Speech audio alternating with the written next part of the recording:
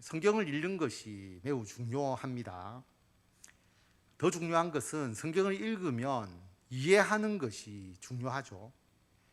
성경을 읽으면 우리가 성경을 이해할 수 있을까? 성도들이 성경을 읽고 이해할 수가 없다면 성경을 해석을 전문적으로 하는 사람이 별도로 있어야 하겠죠. 그리고 그 해석자가 해석해 주지 않았는데 함부로 성경을 해석을 하거나 성경을 읽고 이해하려고 해서는 안 될 겁니다.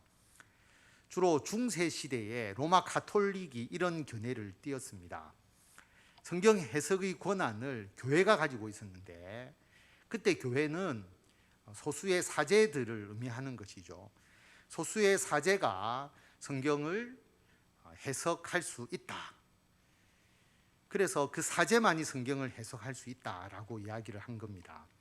성경을 누구나 읽을 수 없는 시대였기 때문에 이것이 가능했다라고 생각해 볼 수가 있죠. 왜냐하면 그 당시에는 성경이 제대로 보급이 되지 않았다라고 하는 겁니다.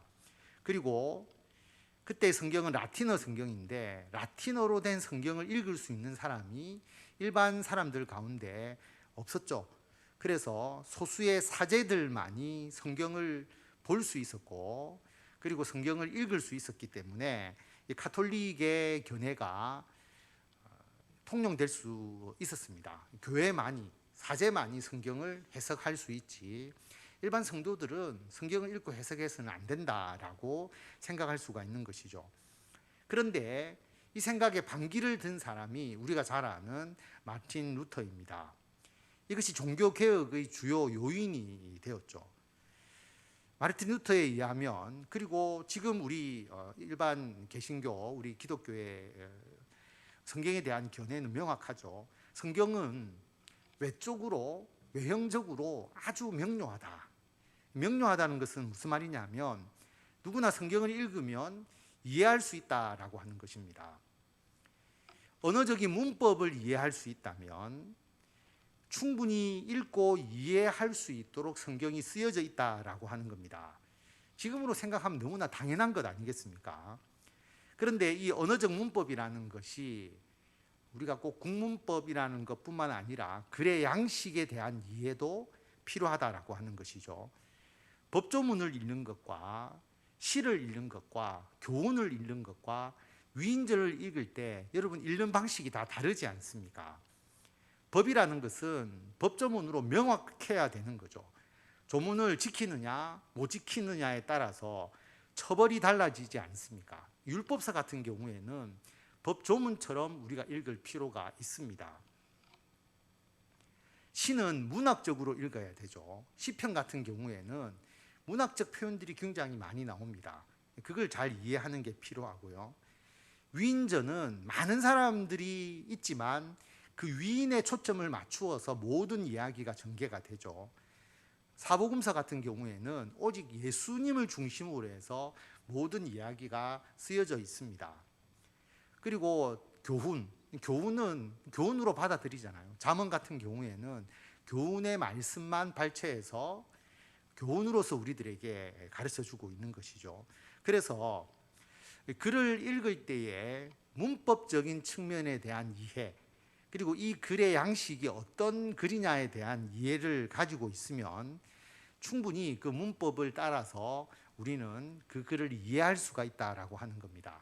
그래서 히브리어는 히브리어 문법, 헬라어는 헬라어 문법. 지금은 우리나라 말로 성경이 번역되었기 때문에 국문법을 따라서 읽으면 읽을 수 있습니다. 지금은 우리가 성경이 너무나 많이 보급되었고 누구나 읽을 수 있기 때문에 사실은 성경을 읽는데 아무런 무리가 없잖아요. 근데 예전에는 이러한 부분들이 아주 혁신적으로 누구나 성경을 읽을 수 있고 이해할 수 있다라는 이 뜻이 굉장히 혁신적으로 받아들여진 것이죠. 그런데 글을 읽는다고 모두 성경을 다 읽고 이해하는 것은 아닙니다. 왜냐하면 성경은 하나님의 말씀이기 때문에 내적인 명료성, 앞에서 우리가 문법에 따라서 문학 양식에 따라서 성경을 이해하는 것을 외적인 명료성이라고 본다면 성경은 내적인 명료성, 성령께서 우리 마음에 역사하셔서 하나님의 말씀, 성경의 진리를 깨닫도록 해주는 것이 필요한 겁니다. 그래서 성경은 언어적인 방법과 성령의 역사하심으로 두 가지의 방법으로 성경을 읽어 나가야 합니다. 언어적 문법과 관계없이 성경을 읽으면 성경의 기초적인 내용을 잘못 이해할 수밖에 없고요. 아무리 문법적으로 성경을 잘 읽는다고 해도 성령의 임재하심이 없다면 그것은 단순한 글이지 우리에게 하나님의 말씀으로 다가오지 않습니다. 물론 모든 성경을 우리가 이 두 가지의 방법으로 읽으면 다 이해되느냐? 그렇지 않다라고 하는 것이죠. 성경을 읽다 보면 언어적으로 굉장히 모호한 구절도 있습니다. 이유가 여러 가지가 있는데요. 일단은 고대 언어죠. 최소한 수천 년 전에 쓰여진 것이지 않습니까? 그래서 고대 언어고 그 당시에는 단어의 수가 굉장히 적었습니다. 그러다 보니까 한 단어가 지금보다 훨씬 더 많은 뜻으로 쓰여지고 있는 것이죠. 영어를 번역해 보신 분들, 또 우리나라 말도 마찬가지지만 사전을 보면 1 무슨 뜻, 2 무슨 뜻, 3 무슨 뜻, 단어가 하나로만 뜻이 있는 게 아니라 여러 가지의 뜻이 있으니까 이때는 어떤 뜻으로 쓰였는지를 찾고 번역하는 것이 굉장히 중요하지 않습니까? 성경도 마찬가지입니다. 예전에는 단어 수가 더 적었기 때문에 예를 들어서 호수인지 바다인지를 구분하지 않습니다. 큰 물이라고 하는 의미거든요. 그래서 바다라고 하는 것을 우리는 짠물과 단물로 구분하는데 성경은 그렇게 구분하지 않는다라고 하는 것이죠. 그리고 지리적으로 우리가 모르는 땅이잖아요. 지명이라든지 지형이라든지 우리가 그 내용을 명확하게 알지 못하기 때문에 지명이나 지리가 나왔을 때 우리가 잘 모를 수가 있고, 그리고 문화적인 차이에서 오는 여러 가지의 다른 의미도 있습니다. 우리는 목자를, 예수님을 아주 거룩한 분으로 보고 우리가 성화에서 보는 목자는 굉장히 고귀한 분으로 생각하지만 실제로 이스라엘에서 목자는 굉장히 천한 직업이었죠. 다른 사람들에게 멸시와 천대를 받는 직업이었습니다. 그래서 이런 여러 가지의 상황을 통해서 해석이 어려운 부분도 있고요.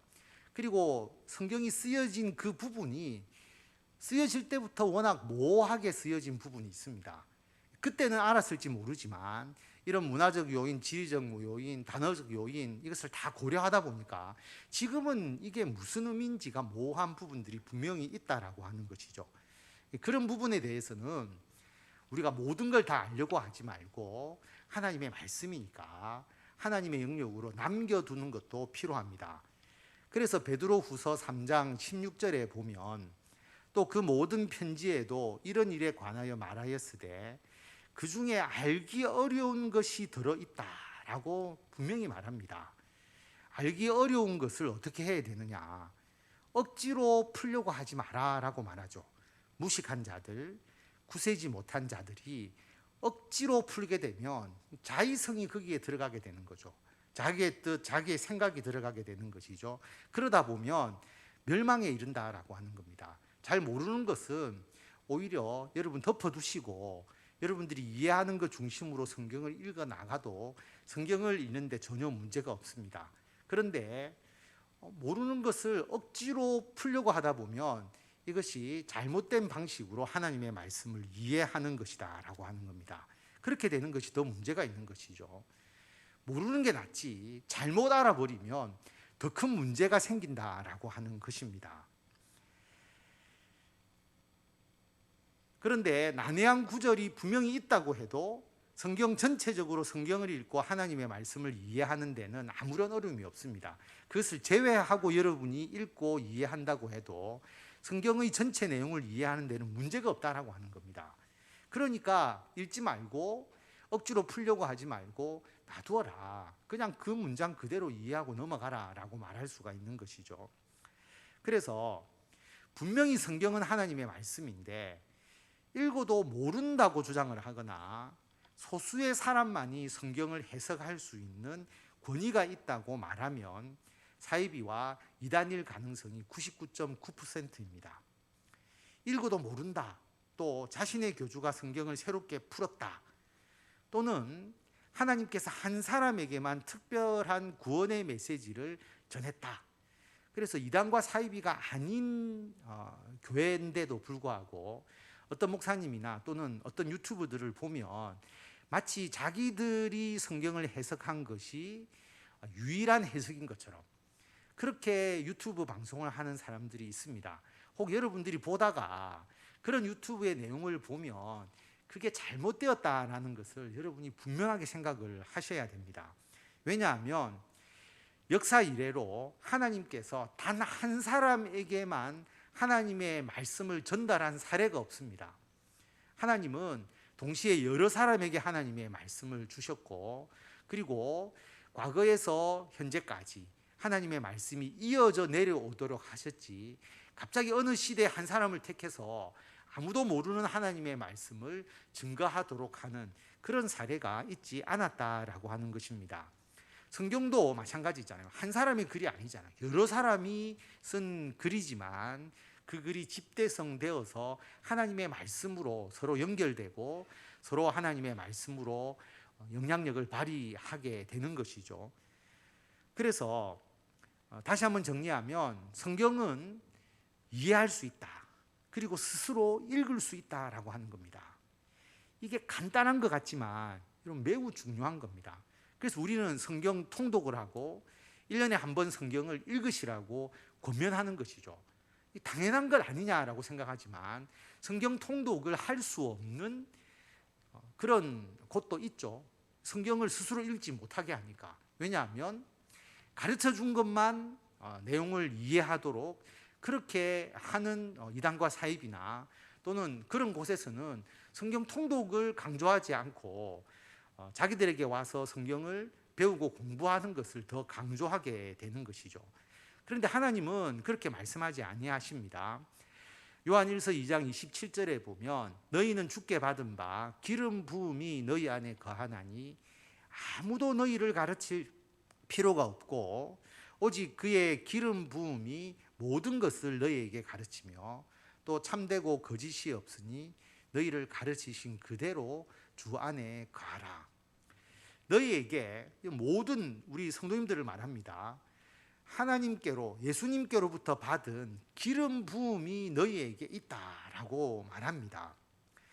여러분, 기름 부음도 일종의 문화적인 것이고 일종의 상징적인 행동이잖아요. 여러분들은 기름 부음이 뭔지 다 이해를 하십니다. 그런데 성경을 처음 읽으신 분들이 이 구절을 읽을 때 기름을 붓는다라면 어떤 걸 먼저 생각하겠어요? 우리는 왕과 제사장 그리고 선지자를 세울 때 기름 부음을 당연히 생각하시겠지만 그런 것을 전혀 모르는 분이 처음 성경을 읽으면 그죠, 불난집에 부채질하는 것, 불난데 기름 붓는다, 이런 생각을 더 먼저 생각할 수 있지 않겠어요? 기름을 붓는다라고 생각을 하면. 근데 그런 게 아니잖아요. 성경을 읽고 신앙생활을 하게 되면 기름 부음은 왕, 선지자, 제사장을 세울 때 감람유를 붓던 의식이다라는 것을 알 수가 있죠.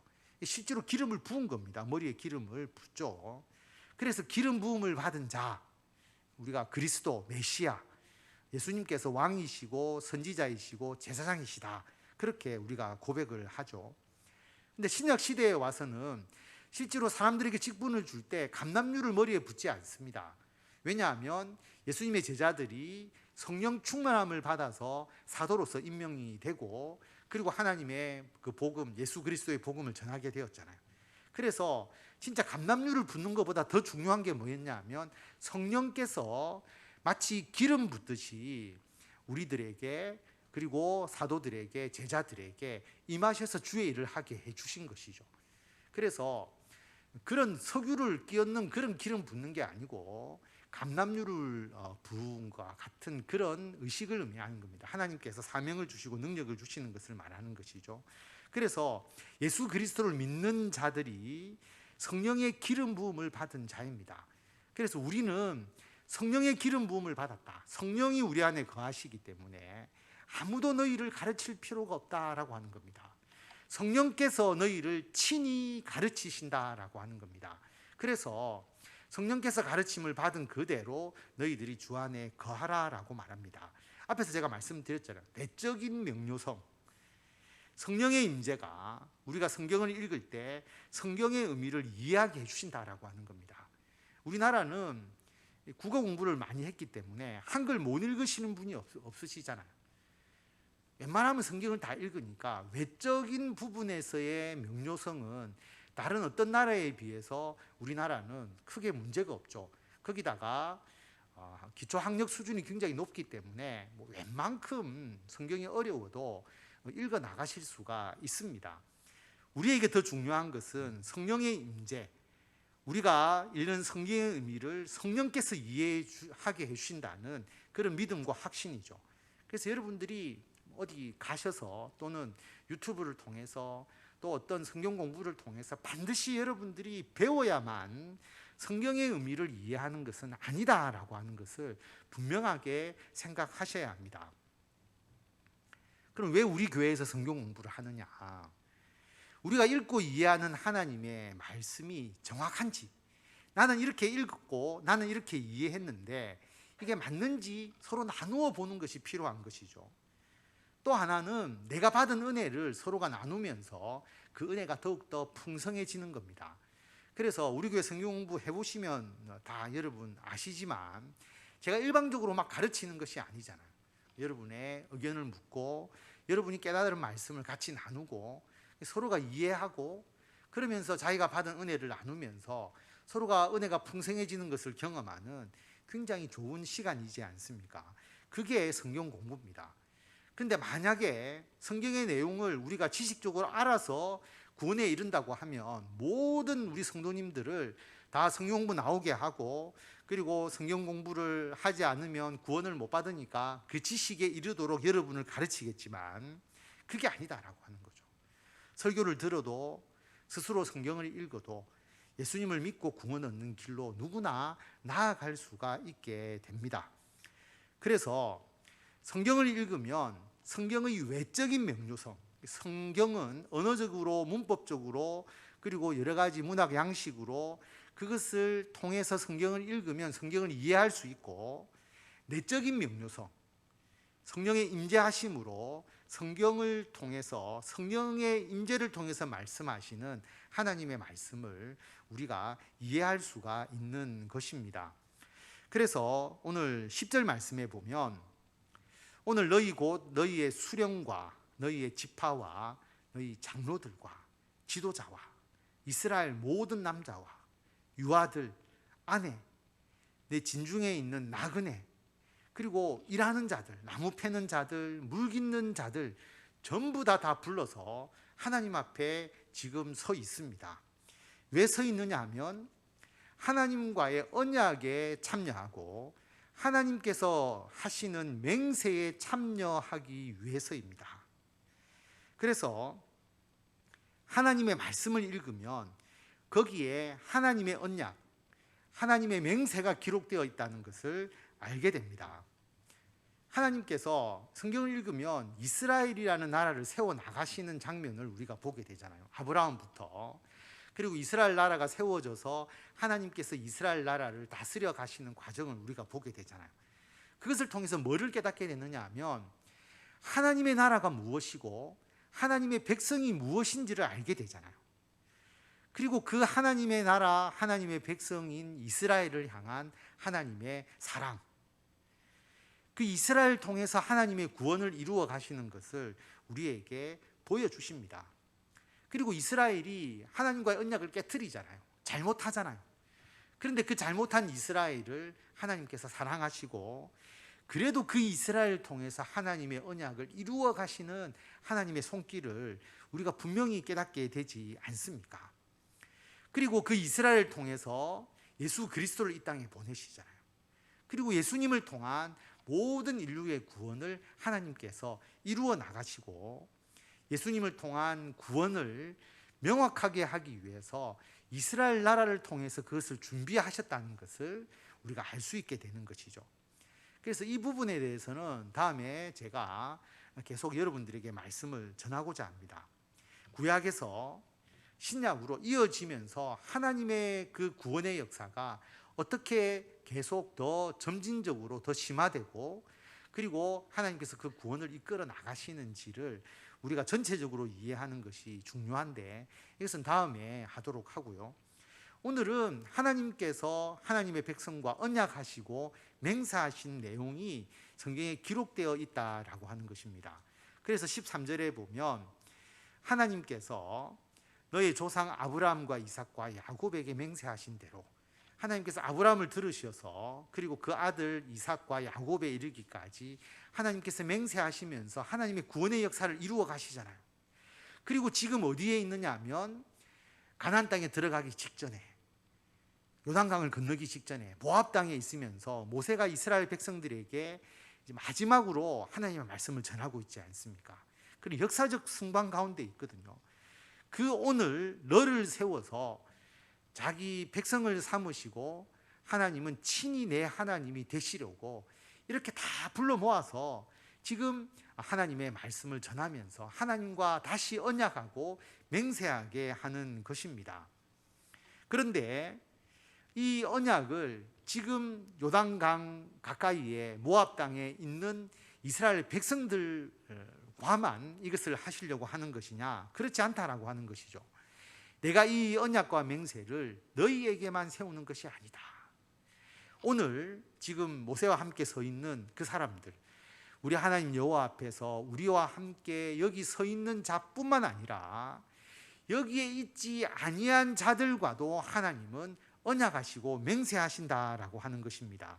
그래서 여러분 결혼 언약을 한다고 한번 생각해 보십시오. 여러분 결혼하실 때 언약을 하죠. 언약을 할 때 어떤 언약을 하는지를 모르고 결혼하신 분이 있습니까? 그렇지 않잖아요. 주례가 검은 머리 팥뿌리가 되도록 두 분이 서로 사랑하십시오 라고 이야기할 때 검은 머리 팥뿌리가 되도록이라는 이 단어가 비유지만 모든 사람들이 다 알잖아요. 그렇죠? 그래서 지금 젊었을 때 검은 머리가 나중에 흰 머리가 될 때까지 그렇게 서로가 끝까지 사랑하십시오라고 하는 의미이죠. 머리가 검은 게 뭐 나쁜 생각을 의미하는 것도 아니고 팥뿌리가 된다는 것이 뭐 파가 뭐 이렇게 사람들에게 어떤 눈을 자극하거나 또는 뭐 맵게 여겨지거나 팔을 쓸 때 뭐 진액이 나와서 불편하게 하거나 그렇게 되도록 하는 의미가 아니라는 것을 우리 모두가 압니다. 그래서 언약을 할 때는 그 내용을 알고 맹세하는 것이죠. 사업을 하시는 분들은 계약서를 꼼꼼하게 검토를 해서 계약의 내용을 알고 사인을 하지 계약의 내용을 모르고 계약하는 분은 아무도 없습니다. 그래서 하나님과 이스라엘 백성과의 언약, 그리고 이스라엘 백성뿐만 아니라 그 이스라엘 백성들의 믿음을 이어가는 우리 그리스도인들, 우리 모든 성도들과 하나님과의 언약은 모르고 하는 언약이 아니라 하나님은 당연히 아시고 우리들도 하나님과의 언약과 하나님의 맹세를 알고 하나님과 언약하는 것이죠. 그래서 누가 여기에 포함이 되느냐 하면 수령, 지파, 장로, 지도자, 아주 지식을 가진 리더만 하나님과 언약하는 게 아니라 모든 남자, 어린아이까지, 그리고 아내, 나그네, 일하는 사람까지 모두가 이 언약에 참여하는 것입니다. 이 언약의 핵심은 뭡니까? 하나님만을 섬기라고 하는 것이죠. 여러분 결혼할 때 왜 남편은 아내를, 아내는 남편만을 사랑하라라고 언약을 합니까? 결혼하니까. 결혼이라는 것은 결혼했으니까 그걸 지키는 거죠. 결혼하지 않으면 내가 당신만을 사랑하겠습니다라고 말하지 않지 않습니까? 그럼 우리는 왜 하나님을 섬겨야 되느냐? 하나님께서 우리를 하나님의 백성 삼으시고 하나님은 우리의 하나님이 되시겠다라고 말씀을 하셨기 때문에 우리가 하나님만을 섬기는 겁니다. 왜 우리는 예수님을 믿어야 합니까? 예수님께서 우리를 위해서 십자가에서 죽으시고 우리의 죄를 대속하시고 우리를 구원해 주셨기 때문에 우리가 예수님을 섬기는 것이죠. 이것은 너무나 명확한 언약이고 맹세입니다. 그래서 18절에 보면 너희 중에 남자나 여자나 가족이나 집하나 누구나 모든 사람들이 마음이 하나님 여호와를 떠나가지고 만약에 다른 민족, 모든 민족의 신들에 가서 섬기게 된다면 19절에 보면 이 저주의 말을 듣고도 하나님이 분명히 하나님을 섬기지 않으면 하나님께서 벌 주시겠다 그렇게 말씀하셨음에도 불구하고 스스로 마음에 이르기를 스스로 복을 비는 거죠. 내 마음이 완악하여 젖은 것과 마른 것이 멸망할지라도 모든 것이 다 멸망을 해도 나는 괜찮겠지라고 그렇게 생각할까 하나님께서 걱정된다라고 말하는 것이죠.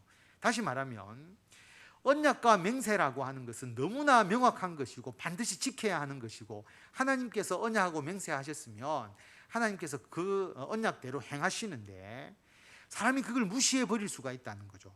자기의 생각을 더 앞세울 수가 있다라고 하는 겁니다. 그래서 우리에게 필요한 게 뭐냐 하면 성경 말씀을 그대로 받아들이는 자세가 필요합니다. 아담과 하와의 사례가 대표적이지 않습니까? 하나님은 분명히 선악을 알게 하는 나무의 열매를 먹으면 죽을 것이다 라고 이야기했는데 죽을까 하노라, 죽을지 안 죽을지 잘 모르겠다 이렇게 돼버리면 자기 생각이잖아요. 여러분, 계약을 하거나 언약을 하거나 맹세를 한 것은 이런 것이 아니지 않습니까? 그 계약과 언약과 맹세가 얼마나 중요한지를 하나님은 오늘 이 말씀을 통해서 우리들에게 그 계약의 중요성을 거듭 말씀하고 있습니다. 하나님은 이런 자를 사하지 않는다라고 하는 거죠. 분명히 하나님이 심판의 말씀을 했는데 스스로 복을 빌고 나는 괜찮지, 나는 괜찮겠지 그렇게 생각하는 자를 하나님은 사하지 않으시고 분노와 질투의 불을 부으시고 그리고 이 책에 기록된 모든 저주를 그에게 더하실 것이다 라고 말합니다. 여러분, 이 책에 기록된 저주라고 하는 것은 무슨 말입니까? 하나님이 말씀도 안 하신 벌을 내리시는 게 아니고요, 하나님은 미리 말씀하신 대로 기록된 대로 하나님께서 벌을 주신다라고 하는 것이죠. 다시 말하면 그렇지 않겠습니까? 처벌 조항이 없는 어떤 맹세 또 처벌 조항이 없는 법조문은 아무 힘이 없잖아요. 교통 위반을 해도 범칙금도 없고 벌점도 없고 구속되지도 않는다면 도로교통 법을 지키는 사람이 거의 없을 겁니다. 법을 위반하는 사람들이 많겠죠. 그래서 법에는 반드시 처벌 규정이 있습니다. 하나님께서 이스라엘 백성들과 언약하고 맹세하시면서 처벌 규정을 안 만들어 놓겠습니까? 분명히 있다라고 하는 것이죠. 그래서 이 책에 기록된 모든 저주를 그에게 더하시고 그의 이름을 천하에서 지워버리시겠다까지 말씀을 하십니다. 그리고 하나님께서 율법책에 기록된 모든 언약의 저주대로 그에게 화를 더하시겠다라고 그렇게 말씀을 하십니다. 그래서 이런 이제 심판이 있고 난 이후에 너희 자손과 멀리서 오는 나그네가 하나님께서 내리신 재앙을 본다라고 하는 거죠. 그 재앙의 사례가 나와 있는데요, 그 땅에서 유행시키시는 질병을 볼 것이다. 이제 여기서부터 여러분 해석의 좀 자유로움이 있게 됩니다. 왜냐하면 하나님의 심판이라는 것이 이 당시에도 있었고 이스라엘 백성들이 나중에 땅이 황폐되고 바벨론 포로로 끌려가는 것을 경험할 때 이 구절을 읽을 거 아니겠습니까? 그다음에 우리나라가 6.25 전쟁이 있고 또 그 전에 일제 강점기 때 고통을 겪을 때도 이 말씀을 읽겠죠. 그럼 그때 생각하는 질병과 하나님의 심판이 있을 것이고요, 그 다음에 지금 이 시대를 살아가는 자가 하나님의 말씀을 읽으면서 우리가 받아들이는 것은 좀 다르게 받아들일 수가 있겠죠. 하나님께서 그 땅에 유행시키시는 질병이 뭔가, 우리가 지금 코로나를 겪으면서 그런 생각을 할 수가 있죠. 지금 인수, 사람과 동물 간에 접촉이 일어나면서 공통 감염, 동물에게 감염되어서 사람에게 전염되는 그런 질병들이 지금 계속 나타나고 있다. 창조의 질서가 깨트려지면서 하나님 창조의 질서를 어긴 곳에서 일어나는 이런 질병들, 코로나 같은 경우들을 우리가 경험하면서 이것을 적용할 수도 있고요. 그 다음에 23절에 보면 온 땅이 유황이 되고 소금이 될 것이다. 유황과 소금이 되면 거기서 곡물이 자라지 못하잖아요. 불에 타서 심지도 못하고 결실함이 없을 것이다. 아무 풀도 나지 아니할 것이다. 그렇게 이야기하는 것. 어제 우리 미래목회 세미나가 있었는데 그 세미나에서 강의하시는 분이 지금 지구온난화 이 문제를 가지고 연구하시는 이제 분이 발표를 하셨는데 이 구절을 언급하시는 거예요. 지구가 온난화되어서 지금 땅이 황폐해져 가는 이것을, 이 구절을 가지고 이 땅이 유황이 되고 소금이 되는 것을 그렇게 비유하시고요.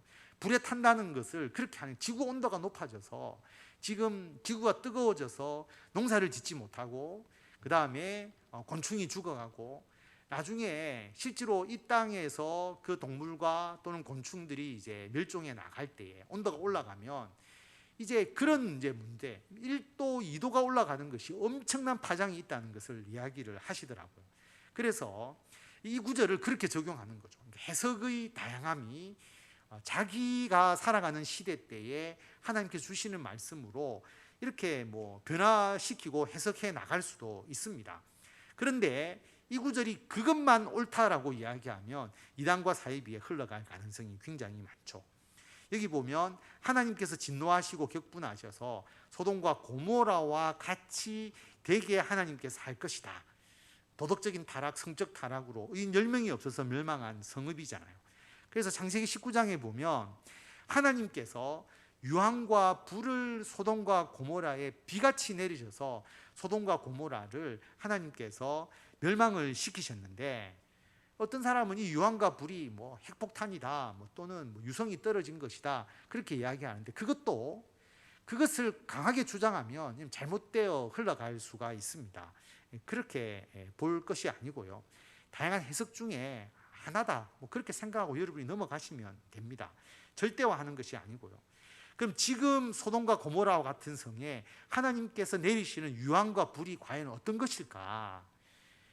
그 똑같은 불과 유황을 하나님께서 내리시는 게 아니라고 하면 우리 시대의 유황과 불이 뭘까라고 하는 것을 우리가 묵상해 보는 것이 필요한 것이죠. 어떤 것이 이게 맞다, 100%다 그렇게 이야기할 수는 없습니다. 해석의 다양성을 열어두는 것이죠. 중요한 것은 유황과 불이 무엇이냐가 아니라 소돔과 고모라 같이 하나님의 언약을 깨트리고 죄에 빠진 그 나라와 그 도시와 그 사람들을 하나님이 심판하시겠다는 말씀을 받아들이는 것이 중요한 것이죠.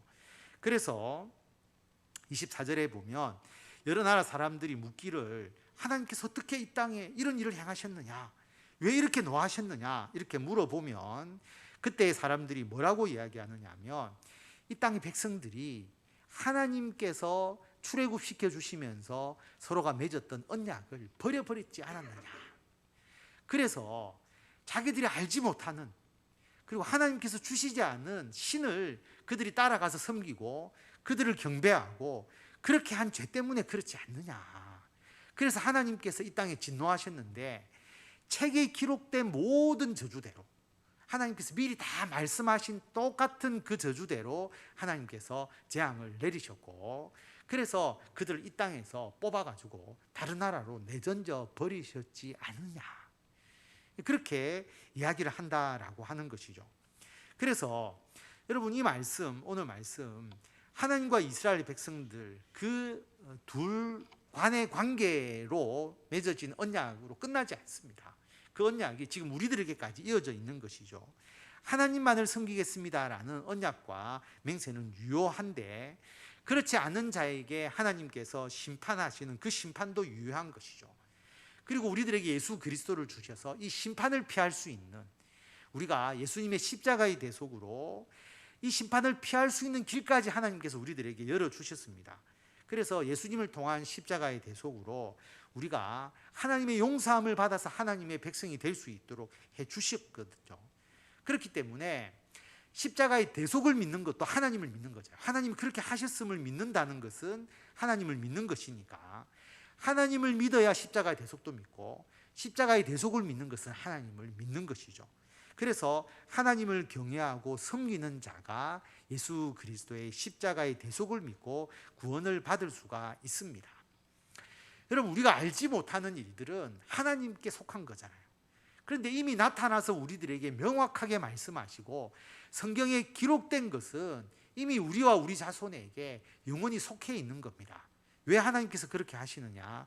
이 율법의 모든 말씀을, 하나님의 말씀을 행하게 하려 하십니다라고 말씀합니다. 말씀을 정리하면 여러분, 우리가 율법의 모든 말씀, 하나님의 말씀을 행해야 됩니다. 그런데 하나님의 말씀을 우리가 이해하지 못한다면 그 말씀을 행할 수가 없겠죠. 그래서 하나님은 우리들에게 성경을 이해할 수 있도록 해주셨다.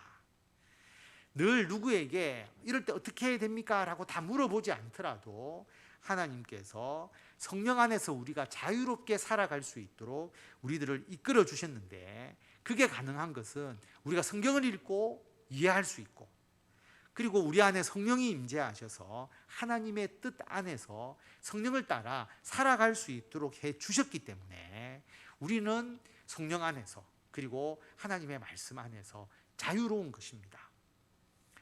언어학적으로, 문학적으로 고려하겠지만 우리는 이 성경에 기록된 대로 하나님의 말씀을 읽고 이해될 뿐만 아니라 성령의 임재를 통해서 우리가 성경을 읽고 이해하고, 그리고 우리가 이미 그 성경의 내용을 알고 있으니까 성령 안에서 자유함을 누리시면서도 하나님의 말씀 안에 가시고 하나님의 말씀을 통하여 늘 승리하시는 성도 여러분들이 다 되시기를 바랍니다.